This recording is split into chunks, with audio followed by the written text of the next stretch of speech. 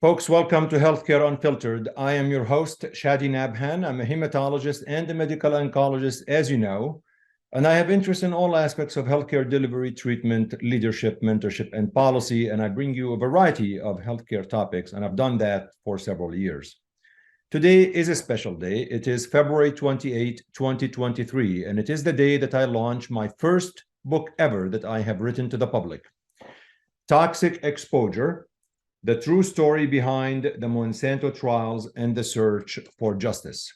You can find this book, by the way, anywhere you consume books, on Amazon, Barnes & Noble, or through my publisher's website, Johns Hopkins University Press. I am in debt and grateful for my publisher, Johns Hopkins University Press, for supporting this book, standing behind it, and for publishing it. The book depicts the story of the first 3 litigation trials against Monsanto and their herbicide product Roundup, which has been linked to the development of non-Hodgkin lymphoma, a form of cancer that affects the lymph glands and bone marrow sometimes. I was an expert witness that testified on behalf of the patients, the plaintiffs, in these first 3 litigation trials, all of which were actually won by the patients. The last trial, which was the Piliades against Monsanto, was won with record verdict of $2 billion for the couple that sued Monsanto. So I write the story and the stories of these 3 litigation trials. So you learn a lot about what happened in courtrooms, what happened in depositions, and what led to these litigation trials. Now, Roundup is the most commonly used herbicide worldwide.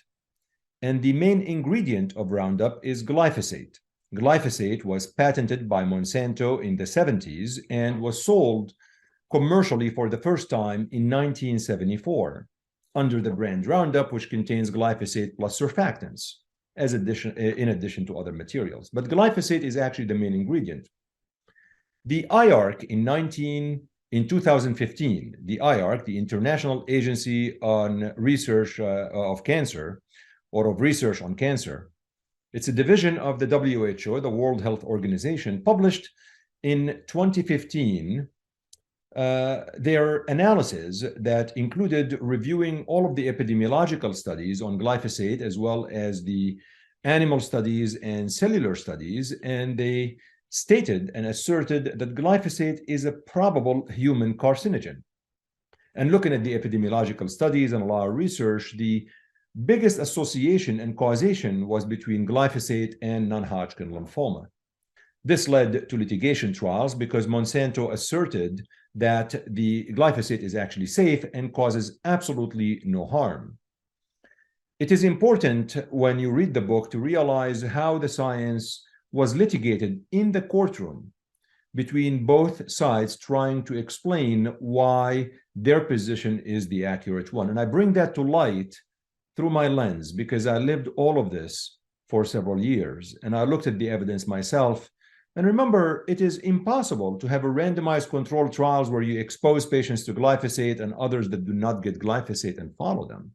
So we have to actually recognize that we need to help patients and serve patients and analyze the data despite imperfect science. And that's really the nuance of evaluating what we are dealing with. It is very critical to understand that.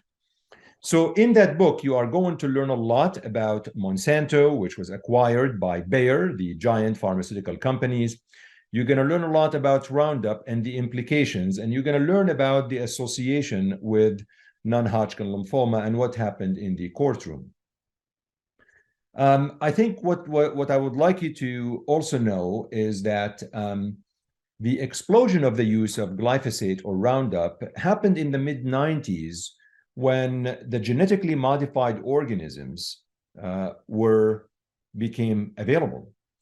Now, the genetically modified organisms, these are, let me just explain to you what that means. These are the organisms that were engineered in a way that they're able to resist the impact of the weed killer Roundup. So in other words, the farmers are able to spray on the seeds, and the seeds, they still grow. So that actually led to the explosion of Roundup. In fact, I'm reading here what you need to know is that GMOs have dramatically changed the agricultural landscape in the United States and around the globe. GMOs, corn, soy, cotton, canola, alfalfa, and sorghum were genetically modified to be tolerant to the use of the glyphosate-based weed killer Roundup. And these were called Roundup Ready or Roundup Ready GMOs. So, in fact, if you look at this led the farmers, well, I can use the Roundup for the weeds, I can still use Roundup Ready for these seeds, and there will be really no problem. So there was really significant explosion of the use of Roundup. And I think understanding the significance of that is going to be important. And this is really highlighted in the book, which I really hope that you're able to take a look at and read. And I'm looking forward to you telling me exactly what you feel and your feedback. Now, to help me in this inaugural episode, I am honored and privileged to host the amazing Dr. Nassim Taleb, the book author whom I read all of his books. And I just cannot tell you how much I admire not only his writing, but his thoughtfulness and what he actually brings to the table. Nassim Taleb, Dr. Taleb received his Bachelor and Masters of Science degrees from the University of Paris. He also holds an MBA from the Wharton School at the University of Pennsylvania and a PhD in Management Science from the University of Paris. Dr. Taleb is well known to the entire world. His books sell millions and millions of copies. I still love, actually, Skin in the Game and Black Swan. I think, at the risk of sounding, I'm a little bit biased, but these were really my two favorite books. But every single book is an amazing book that you must read. Dr. Taleb got exposed to GMOs and he started learning about GMOs. He's going to share with me the story and Monsanto. And there was all of this debacle that occurred in his life when it came to Monsanto, Roundup, and GMOs that he will share with me on Healthcare Unfiltered. And Dr. Taleb, Nassim Taleb, generously reviewed the book and read the book, and he liked the book. And the fact that Nassim likes my first ever book means the world to me. So I ask for nothing else at this point. I'm very honored that he read the book and he has positive feedback on the book. He will point out a couple of mistakes I probably made. I mean, nothing really major or it's just trivial, but it's Nassim, so he must have something that I did not do perfectly. And he has generously agreed to come on the podcast to share his views about the science, about what has happened with the genetically modified organisms, to tell us a little bit about his books and how really his books apply to what we actually went through. And he will share also with you and with me his views about the book, Toxic Exposure, the true story behind the Monsanto Trials and the search for justice. This book is currently available anywhere you consume books. I really appreciate if you check it out and let me know what you think. You can find it, as I said, everywhere, Amazon, Barnes & Noble, or through my publisher's website. And of course, I'm going to plug in this show by asking you to rate it, subscribe to it, and refer friends and colleagues to it. I also ask that you watch it, if you want to, on my YouTube channel, Shadi Nabhan and Healthcare Unfiltered. Now, you can visit my website, www.shadinabhan.com, or go my Twitter feed @ShadiNabhan and share your opinions and feedback and direct message me with any ideas that you actually want.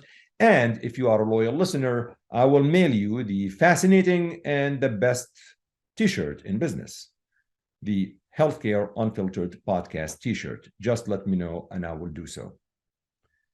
Thank you so much for tuning in to this special episode of Healthcare Unfiltered.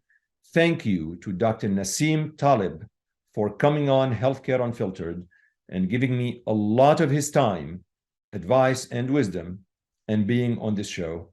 I know that he is a man in high demand, and the fact that he has given the time to my humble and modest podcast means the world to me. Thank you, Nassim, for coming on the podcast. I truly appreciate it. And here it goes, Nassim Taleb on Healthcare Unfiltered, talking Roundup, GMOs, Monsanto, and my book, Toxic Exposure.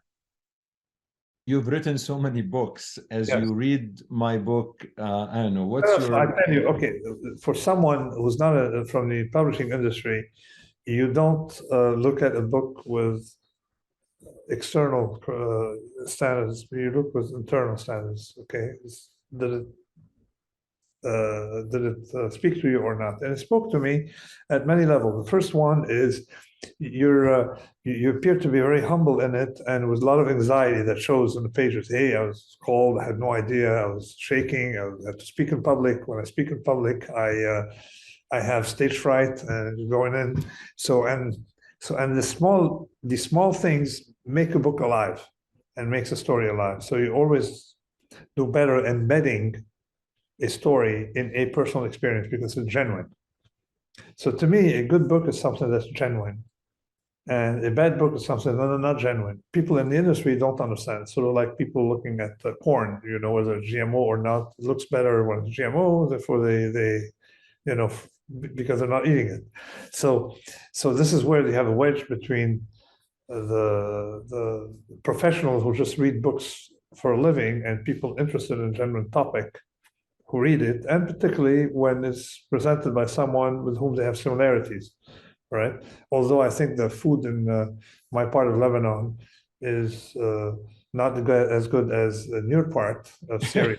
No, not far. We're closer actually. Syria or Lebanon, where the... No, but because the food in northern Syria is probably the best in the world. From Aleppo all the way to what's now southern Turkey, it's the best. Far better than Lebanese food. Don't tell anyone. So the whole idea of having commonality with the author, scientist, makes it a different experience. This is why, and people and editors don't understand that. So they don't understand the value of some do, but in general, from my experience, they don't understand that aspect of books, which is why they're not good at predicting successes. So there's that aspect. And also the small anecdotes, like with someone when the lawyer Lombardi hands you a bottle of water and you ask him if there's glyphosate in it, a Roundup in it, because there's effectively a lot of stories of people claim, oh, it's so good, let's say it's so safe, we can even drink it, but yet they don't drink it. Okay, yeah, of course they don't drink it. And then Lombardi also in your story showed someone who knows what it's talking about, and Lombardi comes in as a hotshot lawyer who is there to BS. Okay, and I like that scene right before you went in when someone gave you a piece of advice. He told you, yes, Lombardi won the Litigator of the Year award. He's probably the hottest lawyer in that area of one of the most important in America. He said, but he never treated anyone for non-Hodgkin's lymphoma. And I think that scene, you can imagine, that scene is just like puts flesh into a book. So this is what I liked about that story. That's the personal. Thank you. I wanted just to let people know what I went through from my lens, but I did not want to make the book about me. I wanted to make it about... It's the background. Yeah, about the patients, about the story, about everything. Nassim, to me, this is a Black Swan event. I hope you know that.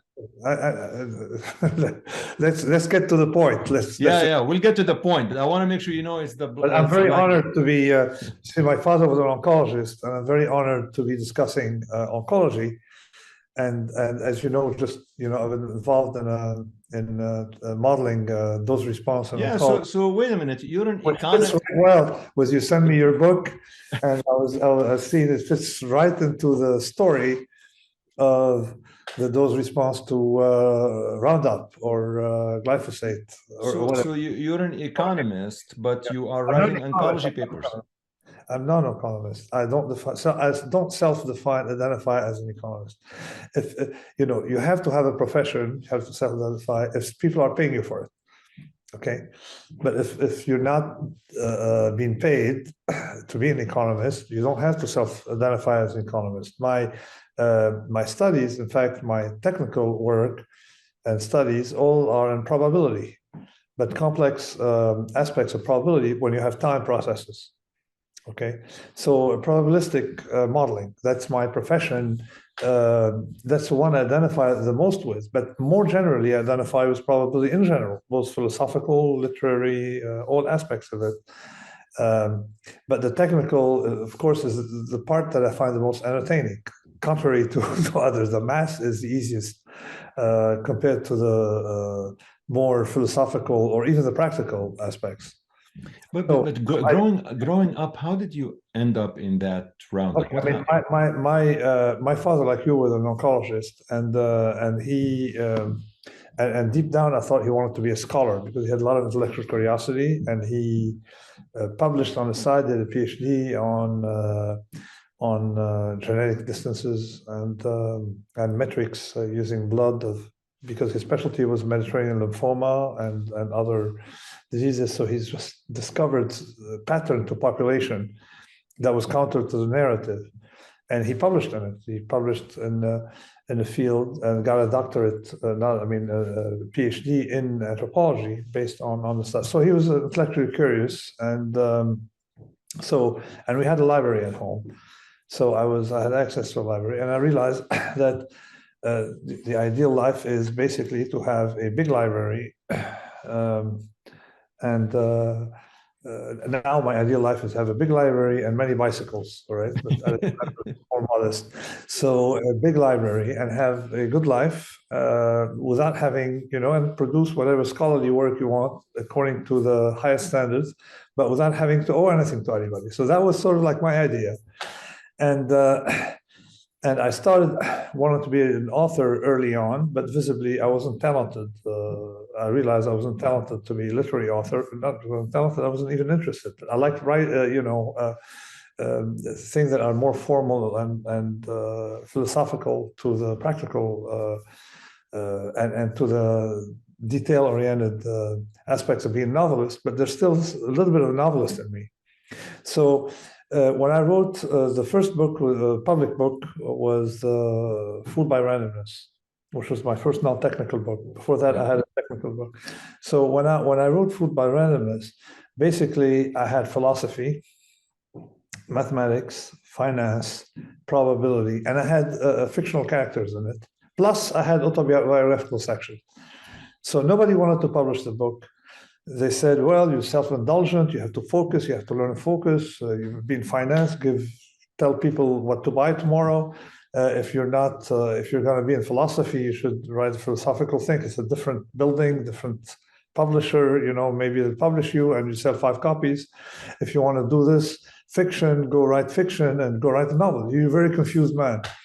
So visibly they had I said, no, I'm not going to compromise. I'm going to publish it, as is. And I ended up publishing it, and it became a success. Basically, it's a combination, finance, probability, everything together, and in a literary background. And I said, they say, well, you have to focus. I say, you only have to focus if you're writing a scientific paper or a manual of how to use for dishwasher users. You have to be focused. But if I'm writing on my own terms. So I decided to start writing on my own terms, and turned out to be very successful. So Fooled by Randomness was the first popular one, but the Black Swan actually preceded it. I didn't know that. Yeah, so I wanted to write, in the writing sequence, I was writing about the Black Swan, and I stopped to write about randomness. And I realized that section was going to be so long, it deserves to be a book by itself. Hence, I had the idea to do Fooled by Randomness, The Black Swan, The Inserto. And by then, by volume 3, I already had in mind a collection of books. And now I'm working on volume 6 of The Inserto as we thought. So progressive. Now, how to identify? It's the same question applies to an individual, as the one I presented before. If they're not paying you for your book, all right, You don't have to tell them whether it's fiction, nonfiction, autobiographical, scientific, non-scientific. You write the book you want, and that's it, right? On your own terms. It's the same thing as far as profession. You see, so a little bit of background. I started trading in the financial markets early on, and after that, I went to finish my doctorate and those studies, and came back to trading a little bit. And then when I was trading complex mathematical products that kept me focused on probability. And then I enjoyed the field, so I did things backward. Usually people go to theory and then they move from theory to practice. I went from practice to theory. And then also I did also the reverse sequence. I started publishing, in circle, I started publishing non-technical work, and then moved to publishing scientific papers. So you did it backwards. Backwards, exactly. I published the Black Swan, and then but I had notes from before that I wasn't publishing. And since after the Black Swan, I wrote 80 papers, 80 technical papers. Okay, I mean, almost all published by now, or being published, or 80 technical papers after that, usually a first author. So you don't have to follow any sequence. If someone's not paying you, they have no right to tell you, all right, to give you a personal identity, a professional identity, or anything else. Nassim, do you remember the publishing houses that rejected your food by random sense? I have taken. There's an essay, How I Write, and there's one interesting thing that they did not, tell you, sorry, it's not for us. They went out of the way to explain to me why my book would flop. So it's like saying Warren Buffett, says, okay, I'll buy one stock and 10,000. Okay, but I'm not going to say that the other companies are going to fail. All right, it's just that I have a high filter. So instead of telling me, listen, I have a high filter, I don't want to take risks, I go for sure bets or some classes of books that fit our profile. They mostly went out of the way to demean me. Wow. Right? Say, this is, you're an amateur, and the reader will know you're an amateur. This would be an amateur means you love what you're doing. And stuff like that. I mean, the letters I got are mind-boggling. And then when you sell, 5, 7, 8, 9 million copies later, you still think of the beginning with these poor people who write books today, all right, getting advice from the same people. Because again, the two kind of people, those who write books and those who theorize about how books should be written. And those who theorize how books should be written, or failed writers, often end up in the publishing industry. I'll have to tell you, when I started writing my book, somebody told me, you have to reach literary agents so they can, stand behind your book. And I never forget. I'll share this story with you. I sent a couple of chapters of the book to somebody who's supposedly a great literary agent, and 8 weeks passed by. I didn't hear back from him. Then finally emailed him. Finally, he responded, and he said, I like the story. I think there's a story in there, but there's no passion behind it. I can't stand behind this work. I feel it's like literally he demeaned me in a way. He's an idiot. They should have said, sorry, not for us. Right.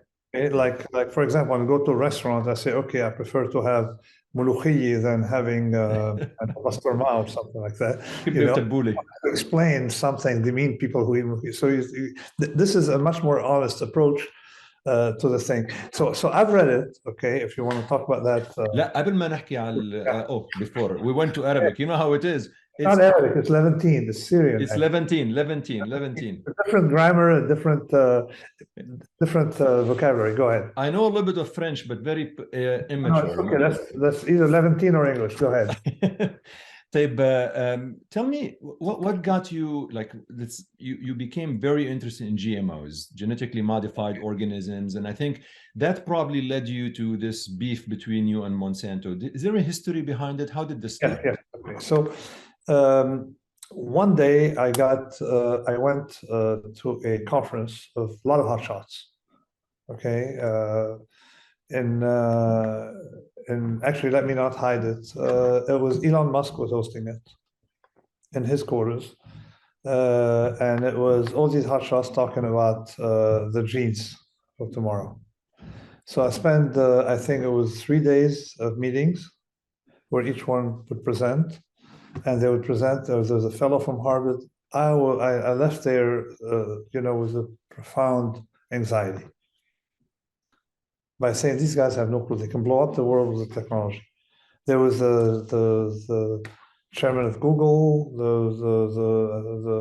all these guys were there into technology, that kind of group of people. And a journalist recently found the video of the conference on the web. But I left very, very disturbed by saying that the way things were, I've seen so many people blow up systems in finance. And by then I made a classification that exists in the Black Swan, two classes of risk. And when you talk about glyphosate, is one class of risk that I explained for an individual, and one for a system, multiplicative risk for the system. So let me give you the difference between the two. Let's say that, and let's apply to COVID, okay? So when you want to test if if the risk is high, to act on, you look at the probability of incidence, Okay, so a lot of people in the beginning when COVID was taking place did not understand there were two different classes of random variables. So, and then they were comparing COVID to deaths drowning in your swimming pool, okay? And someone said on TV, they said, we have 3,000 people die drowning in a swimming pool every year. And about the same order of magnitude die falling from ladders, or say we don't shut down swimming pools for such a number. And then my point is that you're mixing multiplicative risks for what I call scintilled risks. So if I drown in my swimming pool, the odds of my neighbor drowning in her or his swimming pool has not increased, unless there's a particular cultural virus that makes people jump in their swimming pool. Right. But so it's independent. If I have a car accident, the odds of someone having a car accident in San Francisco hasn't changed. Okay. On the other hand, if I die of COVID, the odds of my neighbor dying of COVID has increased. Right. So different classes, something called multiplicative risks, and one that we call the mediocristan risks, like they obey the bell curve and they're independent. So most medical risks, okay, are of the first type. Okay, where you have exposure to something, you can and then you remove the exposure. It's not things that are contagious. Okay, right. Out of the second type. Okay, so and you analyze them in terms of something we call extreme value theory and a thought experiment. Today, Ebola, is killing maybe, I don't know, nobody, or say 2 people a year. But let's say that you go to Mars, or you stop doing your podcast for a year, and you go to Mars, and you have no contact with Earth. Okay, on the way back, you just have a little bit of contact, and you hear 1 billion people have died. Okay, and I quiz you. I say, what's more likely? Okay, that these people died of car accidents or Ebola. Right. Okay, if I tell you if one person died, it's more likely to come from a car accident. But if I tell you 1 billion, it's more likely to. So you take the tail, and the tail, conditional on having a large deviation, what did it come from? It came from the second type, the multiplicative types. So it's a different way to look at risks, and that's my specialty. So I published in it and stuff like that. And the Black Swan was about people not understanding that you have what I call wild randomness, or we call them power laws. We have classes, so we have mediocristan and extremistan. Another example is that if I gather 1,000 people and I add to that sample the heaviest person you can find on planet Earth, your average is not going to change. See, so the average is like if the person is 4 times the average person, it barely moves the total, okay, and the average. But let's say that you gather 1,000 people randomly from a planet. Oh, sorry, if you're lucky, you get a net worth of $200,000. Okay, let's say even if you get 2 million, whatever, but still, and then you add to that sample Elon Musk. Yeah. What would it do to the average? Okay, so what I'm saying is that there's a process that everything comes from the exception, and that is type 2 randomness. And type 1 randomness comes from accumulation of a lot of small things. So most statistical work is done on the first type. Yep. The second type, my textbook, statistical consequences of fat tails, deal with the thing that people are not taught, which is the first type. Yeah. So you focus on explosive, complicated processes, tail risks, things that cannot be easily tested in a randomized controlled experiment. So when we saw GMOs, we said, okay, these people say it's safe. Well, there's no evidence of safety. And in statistics, you can never say there's evidence of absence. I mean, absence of evidence is not evidence of absence. So they conflate the two. And you say that the GMOs, you probably, if you test something specific in a box, maybe, but you cannot make claim that GMOs are safe. And the other thing is that don't seem even necessary. It's not like there's like a vaccine for a pandemic and we have no other option. And there are other elements in misunderstanding the classes of risk and risk analysis for these things. And also they never did a controlled experiment even. And what is the problem? The problem is something goes wild and percolates through irreversibly through the plants and the fauna, you see. So that was our idea of concentration of risk unnecessarily. Now people will say, well, we've been doing selective breeding forever. I say selective breeding is a process. It's like the difference between driving 1,000 miles an hour and walking. Walking, you're not going to hurt yourself. Right. And there's a saying that one of my co-author, Rupert Reed, gave when we first wrote the paper. He was my first collaborator with this. He's a philosopher in the UK, an environmentalist. He said, if your horse is blind, make sure it will be slow. So that's the idea. So that's one. So that is how I got into Nassim, and we wrote a paper on a precautionary principle. Yeah, no, I mean, I love the concept of precautionary principle, and I advise any listener or viewer just to look at this. But one of the things that the agricultural companies and Monsanto, the manufacturer of Roundup and glyphosate, they contend that the GMOs are important to feed the world and to avoid world hunger. Yeah, never ask a barber if you need a haircut. Okay, well, number one, something that was an intuition that we developed early on, and later confirmed after. I mean, before we met, we heard those glyphosate trials. Is that we effectively figured out what the story was. They make a lot of money on glyphosate. Right. Now, why do they need GMOs? More money. Plants? No, they need plants that are that are use the word something like about the glyphosate in your book. Roundup ready. Roundup ready. No. It is that's something about it is non-specific. In other words, it kills all plants. Yeah. So I mean, glyphosate. I forgot the expression you used, but it was an interesting one. So it is it kills everything except their own. Their own product, but basically they're burning the soil of everything, so microbiome. But that's not my business. That's not what we're interested in. If someone wants to destroy her or his soil, it's their problem. The thing is that these things go uncontrolled, becomes out of control. So we wrote something called the non-naive precautionary principle with application to GMOs. So I started with Rupert Reed.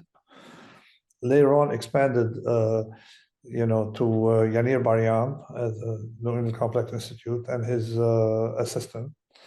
He had a lady who dropped out, and then someone else came, and then we started adding authors to the paper, and explained that you have to have acceleration of harm. It's not naive. It's like you have to be in that type 2 randomness, not type 1. Where the evidence takes time and the errors can be consequential, and a bunch of other things. So it worked visibly in convincing people. And from the documents, internal documents of Monsanto, it attracted their attention. Right. A fellow, I think his name is, I forgot his name, Schmidt or something, who was one of their guys. And then the attacks started coming from all quarters. So that's when they started hearing about you.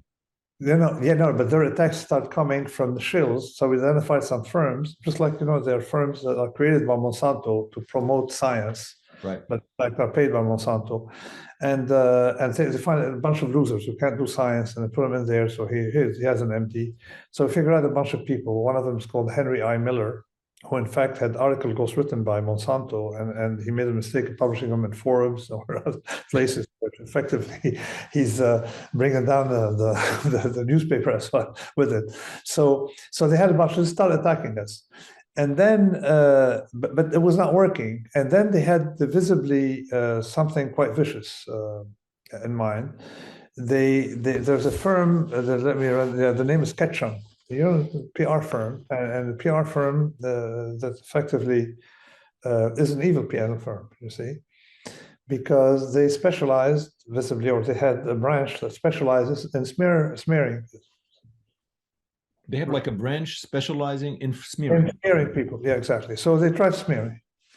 So, okay, is it going to be easy? Okay, so my profession is in risk. I defend myself. I had technical work and risk. So visibly, they're bringing attention to me. This guy's against you. So what would the strategy be then at the time to try to make you look like an evil person? So, and then of course they send letters to the university, all kinds. How can you have someone anti-science on your staff? And then you have talking about someone anti-science, and they look at my record and say, the guy does statistics. And then even, we had people make a statement that I deal with fiction. Statistics is fiction. Okay, let's shut down all statistics department. Basically, medicine depends on statistics. So visibly, they collect all these losers visibly, because you don't have to be very bright or actually, if you have an option in life, you're not going to say, oh, I've decided to be someone who does smear campaigning, all right? So these guys are not very intelligent and transparent. So they kept attacking me, and I had just finished Anti-Fragile, and I said, let's see what it does to my reputation. Effectively, it enhanced it. But the interesting thing is that these idiots, instead of focusing on some scientific errors I made somewhere and blowing it up, as Monsanto did in a trial with you. He said you had a naive error, small little, like a type. Yeah. But then they magnified. Instead of doing this, they went after my personality. So by focusing on I'm arrogant egomaniac, right? Which basically, someone, I don't know, called me up. He said, well, these guys keep sending us letters saying that you're an egomaniac. But for me, it does not have any econometric implication. Right. Okay. So, and then the other thing they would do is something actually much more vicious. You see, I was a cancer patient 30 years ago, and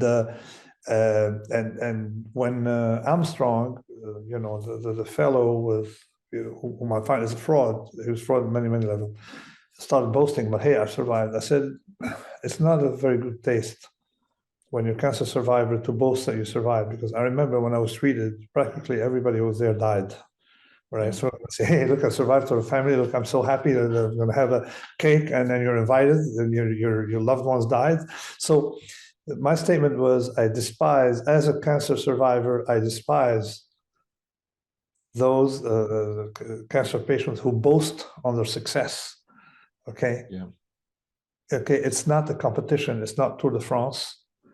And some people, whatever, some, it is insulting to the families of those who perished. It's not like, hey, they're losers, they died, I'm good, I survived, all right? So it's a very, non-controversial statement, okay, particularly coming from a survivor. And then they start sending letters. How can we have someone who says, I despise cancer survivors? Wow. Were these anonymous letters, like anonymous? Were they signed? No. So they had names visibly. People don't have time to check. But when they supply the university with something like 1,500 letters, so they have these groups. And then also what happens is that maybe Ketchum or some other similar firm funds a firm that funds, freelance people. And at some point, I use the R word because it came from French, which means idiot, but it was synonym in French. But in the US, the R word has connotation. So they had all these letters of mothers with what do they call it? Special needs, children with special needs, very offended that I would pathology, that would use pathology as so. But when people get 17 letters saying practically the same thing with different wording, and sometimes can't paste the same sentence, they realize that there's smear campaign, but they couldn't even understand. It did not do anything except bring attention to that project. So I mean, during that time, obviously it motivated you to do more. But academically, did like the people in academia they did not? No. I mean, they what they're going to do. What my job at university is, they want you to publish, or whatever, get citations, and the job at university is to. I mean, they're not. The university professor is not there to be a talk show or a motivational person or something like that. You're there to do science. So visibly, the no impact, and they saw it had no impact, so they kept increasing. Yeah. So what? So I have this is great because now everybody identifies me as an A. You can't say the whole word on. Oh no, it's unfiltered. You can say whatever you want. So as an asshole, all right, that's fine. So I'd much rather be called an asshole than someone who fabricates data or whatever it was. And then in the process, they brought, they put indirectly, they got me in contact with a lot of other people who hate Monsanto. Yeah. And we did nothing, so including Sheldon Krimsky, who passed. I don't know if you know. No, I actually do quote him in the book, one of his articles. Yeah, so Sheldon, for example, he contacted me. He was a friend of Ralph Nader, who also noticed our work, and so started getting the support of people. Hey, Monsanto, they did a lot worse. To me, it looks like you're robust. And Krimsky called me up. He said, "Listen, don't publish your paper." I said, "What?" He said, "Because in the past, Monsanto, because you have freedom of expression in America, you can't sue a journal for something, but he said they would sue the printer in the UK." Wow. Crack the paper. So you realize, and then I don't know if you know about the Seralini study. I do. You don't discuss it in the book? I did not discuss it in the book. It didn't come in the trials. The judge did not allow it into evidence. In the 3 trials I was in, the Seralini papers were not allowed into evidence. So I stuck to whatever was allowed into evidence. Probably I should have mentioned them though. In hindsight, I should. No, it is not. The paper may not be interesting by itself. What is interesting is how Monsanto not retracted the paper and tried to go after the reputation of the fellow. Absolutely. And how at the end he won. As we say in Levantine, حبل الكذب قصير. حبل الكذب قصير, exactly. In other words, there's this expression here. People in America keep telling me, it takes 1,000 times more to displace bullshit than to than to assert the truth. Put it in. We have the exact opposite expression. You can't hide things for a long time. So what transpires in your book is how a corporation can be so evil as to not only hurt people try to hurt with impunity, but hurt science, because companies like Monsanto, by doing that, you don't bully your way through science, are effectively hurting the scientific credibility of the system and large corporation. I mean, I have a bias against large corporation with a small bias, okay? But let's not forget, large corporation helped pull us out of the recessions. No, not recession. Have out of, eliminated, help eliminate poverty. There are like some attributes to corporations, and you can't really rule out.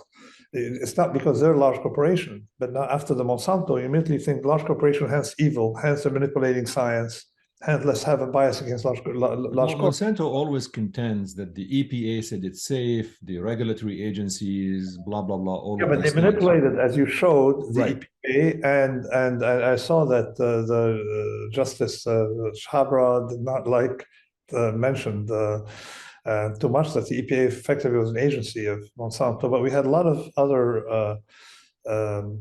anecdotal things showing that they would hire. They would, if you work for an agency, and that's Elon Musk once made that comment. Probably he said he worries about because the job of someone making a very moderately low income working for the government is one day after they quit to work for a large corporation. So effectively, it's a intertemporal bribe. So if you're nice to Monsanto, you're going to get a job there. And effectively, they hired a lot of people from the Washington and from regulatory agencies. Plus, the other annoying thing is that they convinced everyone that it was being against GMO was being against science. because they played this hunger of the world. I think that the Trump thing is becoming among other things. Among other things. Well, I mean, you're one of the smartest people I know. When you heard about Bayer acquiring Monsanto, yes, did you think this is? I mean, what did you think? At a time when after the acquisition happened, well, first of all, by then I said, okay, I knew that GMOs are going to fail because it's a very complicated way to do things that nature does better. And anyone who does computer science would realize that it is much easier to work with nature. It has processes that we don't need to imitate. Like it's like you don't remove your hand to put an artificial hand. Okay, but it's always scientific. So you working with nature is, we have this things you work with nature is better than working against nature, and then also, I mean, it would not be cost effective. And the other thing is that people today prefer to eat like their grandparents did, correct? Great grandparents rather than the parents. We don't eat like we did in the '60s. We did like we try to eat like we did in the 1860s, farm to table, all that stuff. Okay, so that's a trend. We discovered also other things about where the cost of food was coming from. If you take a tomato, for example, okay, at Costco, tomato goes for $1. Costco makes 2 cents.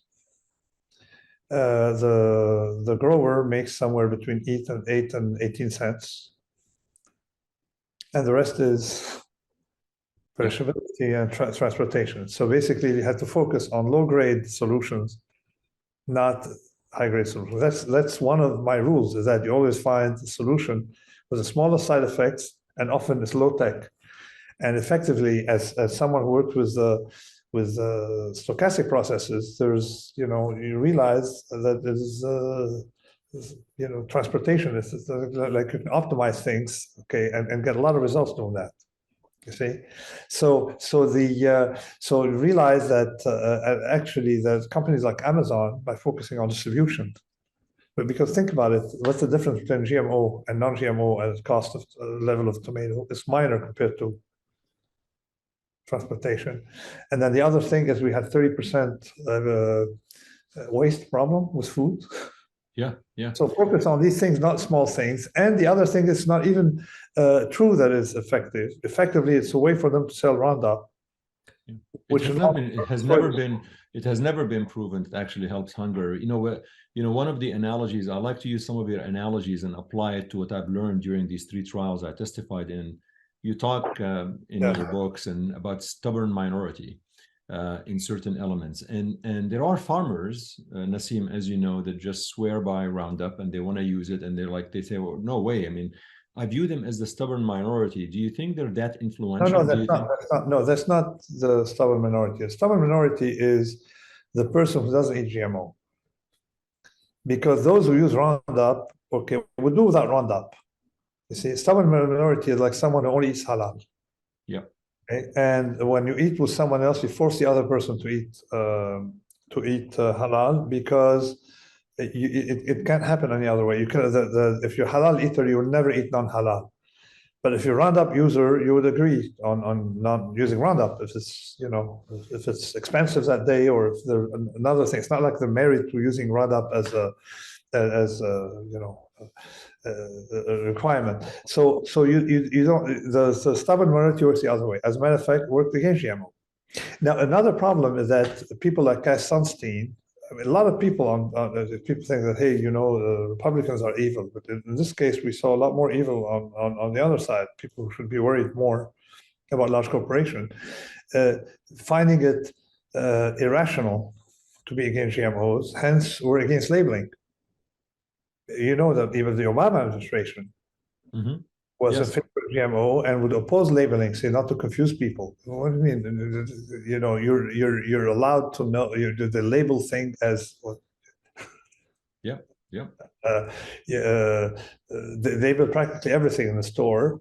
They tell you if it has whatever, it has peanuts and stuff, but they don't tell you there's GMO to protect you, right, for making bad choices. That was the nudging idea.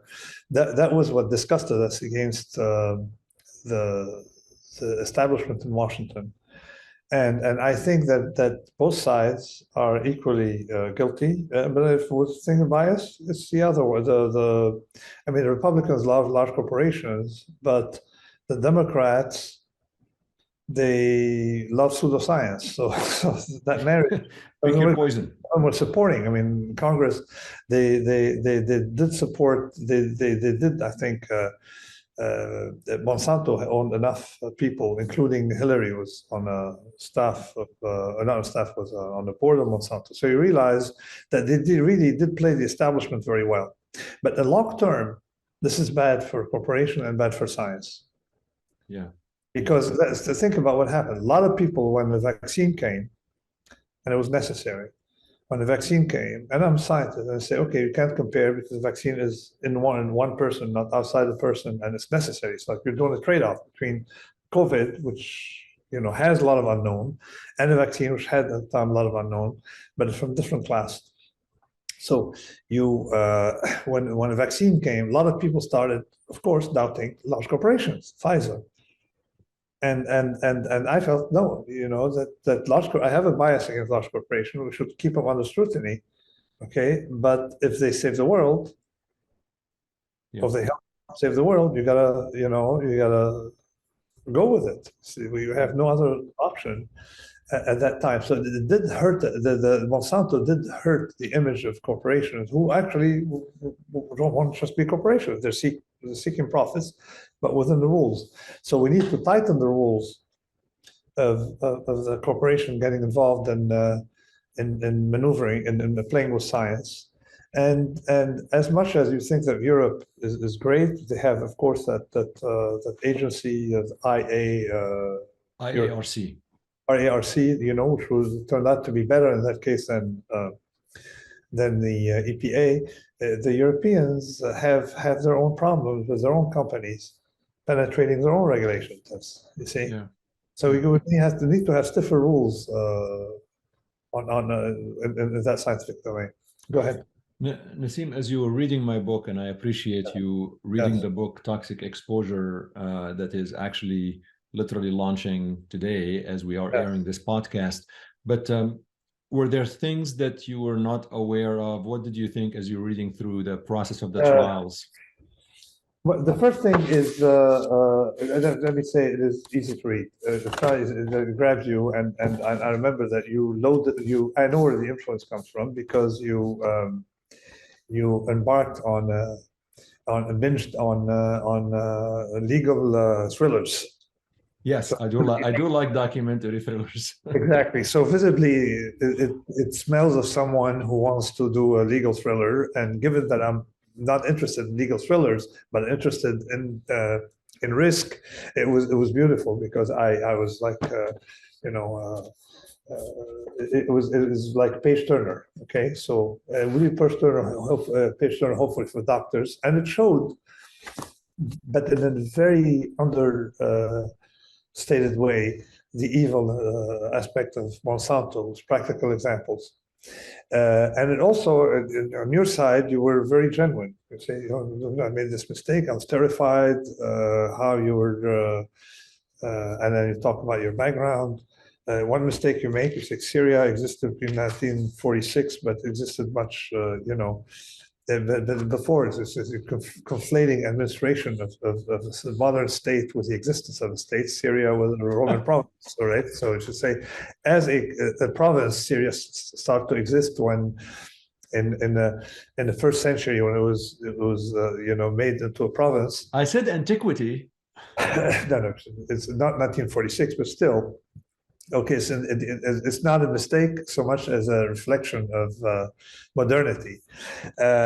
So it was. I mean, it reads like a I would say like a thriller, even better because we interested in the scientific aspect of things would enjoy it better than a random legal thriller. The second thing is there's a lot of methodologies to be picked up here. The way, how do you prove absence or don't prove absence? And I picked up the first thing in the beginning, page 132, when you say, well, you were listing the potential risk hazards. And then there's, of course, it's idiopathic is the when someone has we don't know what's happened. What happened? Someone has lung cancer, and then we don't. It's none of these. And it's interesting how Monsanto was playing on people's misunderstanding of conditional probability. It's amazing. Idiopathic is conditional on none of the whatever 1 through n potential causes. It kept coming up. This idiopathic thing. Idiopathic is the residual. It's not, a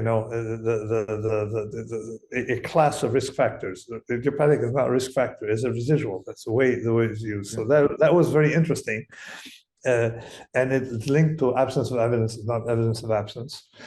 The other thing is how Monsanto will keep doing what anti-vaxxers and people today on the web are doing, cherry picking medical papers. And within the cherry picked medical papers, cherry picking 3 lines from that. And in your testimony, how you countered the fellow, right, the Monsanto lawyer, by saying you're asking me now, that paper, you're listing 3 lines as 2 lines as representative of the whole conclusion. It's very similar. It's like someone taking my statement, I despise cancer patients. Rather than say as those cancer patients who boast having won a victory against it. So that stuff is, but it was very interesting because how the legal system works, because when you have a jury mechanism, you have to play with what people who work with decision science call representation. Representativeness, like the salient, okay, is not necessarily the statistical. So you come up with analogies and things that sort of suspend your analytical reasoning. Yeah, and you know what I've learned as somebody who just watches legal stuff on TV until I found myself in the courtroom, it's all about how you convince the jury. So, science could be complex and you have to simplify to the jury. So if you're able to read these 3 lines to the jury and the jury, that's all they remember, yeah, I mean, you win a point. And it's fascinating because they would say, well, read these 3 lines for me. And then you can't always counter because the judge would say, well, just do as he tells you. And I'm like, wait a minute, I have to put this in context. Like, you can't just let me read like 3 lines. It's crazy. Yeah, things pulled out of context. It's the cherry picking it's practiced everywhere in finance, where someone shows you, look how much money they made, they'll show you how much they've lost elsewhere in the other funds, and how they're cherry picking, selective, preventing selective evidence. And with selective evidence, you can do what's the name? The chief of police, Paris said. He said during French Revolution, he said, with give me a page written by a man and I get him hung. Okay, because you always can cite from it. Out of context, you can do out of context anything you want. So I mean, so this is it's a not quite interesting story about the tort system, because in Skin in the Game I spoke about the tort system, and in the end, no regulation will replace that mechanism that we have in America, where basically you are responsible for harm done to others. And luckily for Monsanto, they were purchased by Bayer. Before that happened, it would have hurt them a lot more. Well, the market cap of Bayer went down by third. Just yes, but the executives of Monsanto, you see, collected money when they sold to Bayer. So, in my opinion, there's more than foul play there, because they probably knew what was going on and did not show the full extent to Bayer.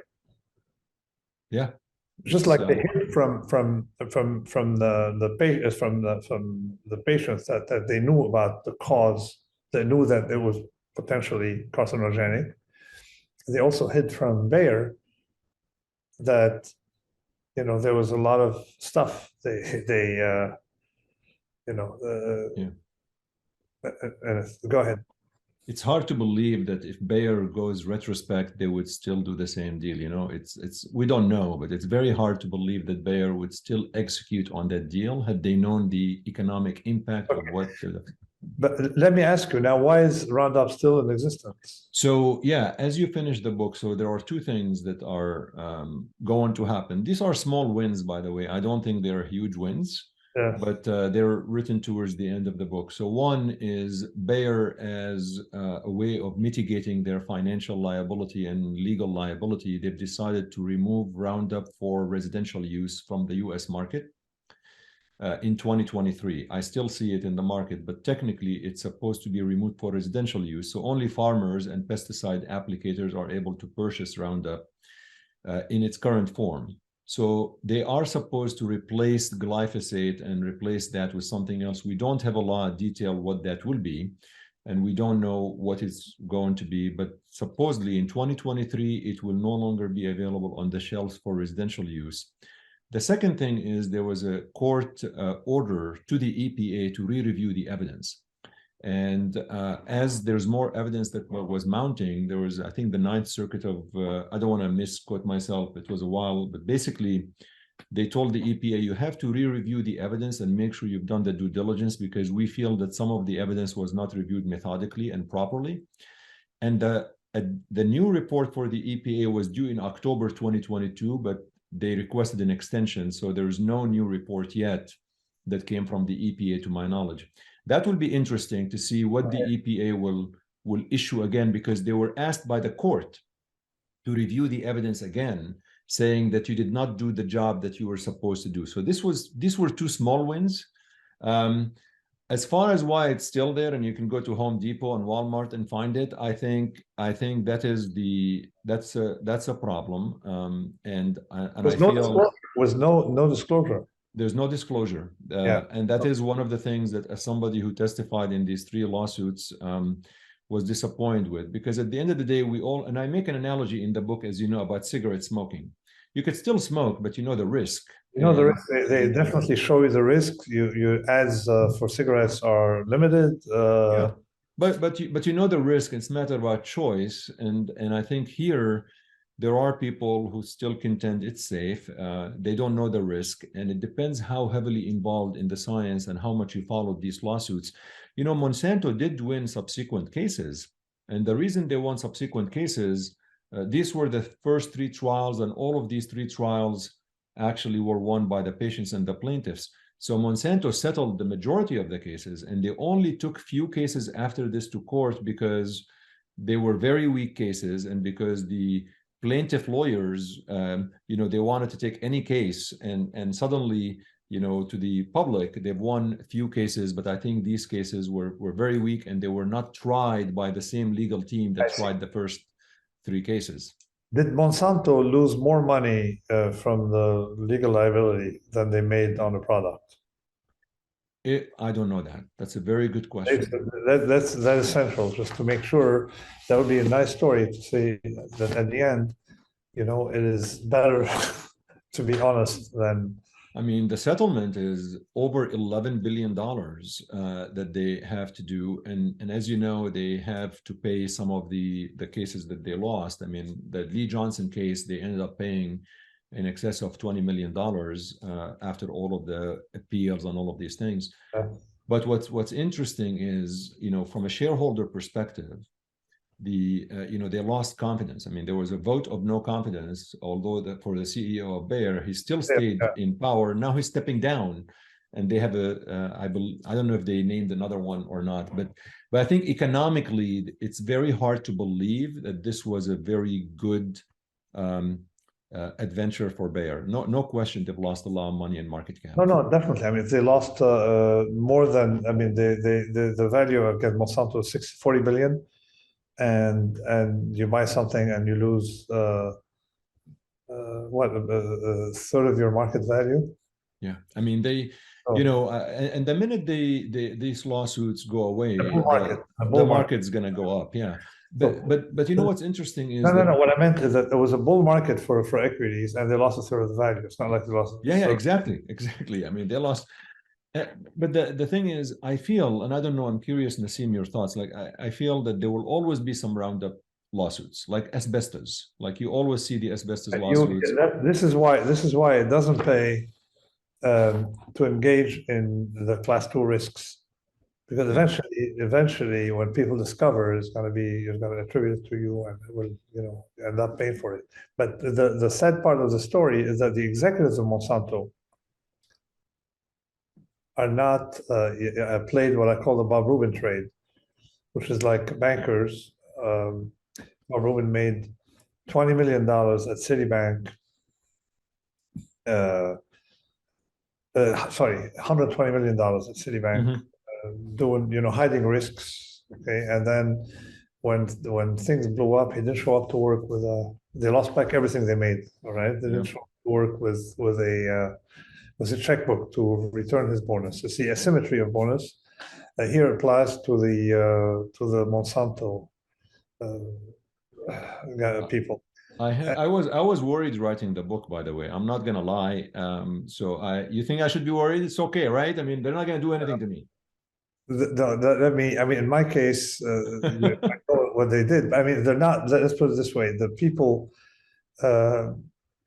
This is not an individual, Monsanto. It's going to be vindictive. The people want to save their own career, and they're probably too disorganized, and it's going to unleash their horde of smear campaign people. It's not going to be very effective because, as I told you, these guys are idiots. If anything, it may help your book. And they're probably going to go on Amazon and try to put comments. Just don't worry about it. They did that to Carrie Gillum, her book. Yeah, I do. And I don't think it hurt her. They're not very intelligent. But and it looks like in the end, science will win, thanks to the court system. The beauty of the court system in America is that in the end, no matter how powerful you are, okay, you have to submit to that mechanism. To the court, yeah. Not as powerful as Monsanto ended up there. It's much better than regulation.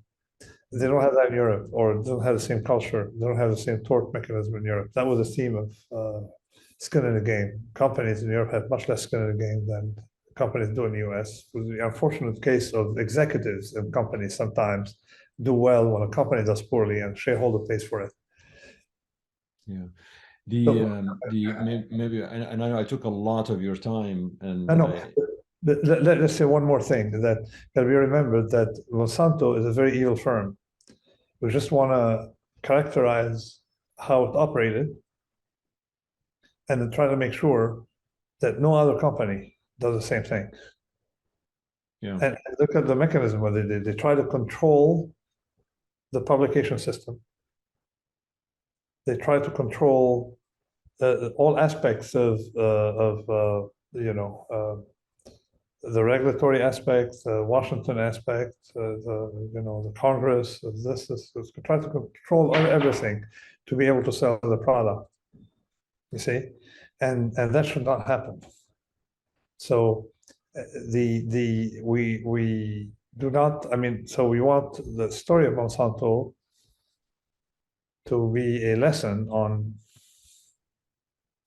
what an evil company does. I never thought I was going to be involved in how, I never knew how big this was going to be. Like literally, it was it's one of those things that you start and you have no idea where it's going to take you, and here we are. I mean, hopefully folks will read the book and will learn a little bit more, and they become advocates for science and patients and people who are affected by this. Right. Thank you so much, Nassim. I appreciate you coming on. Thanks. I'm honored.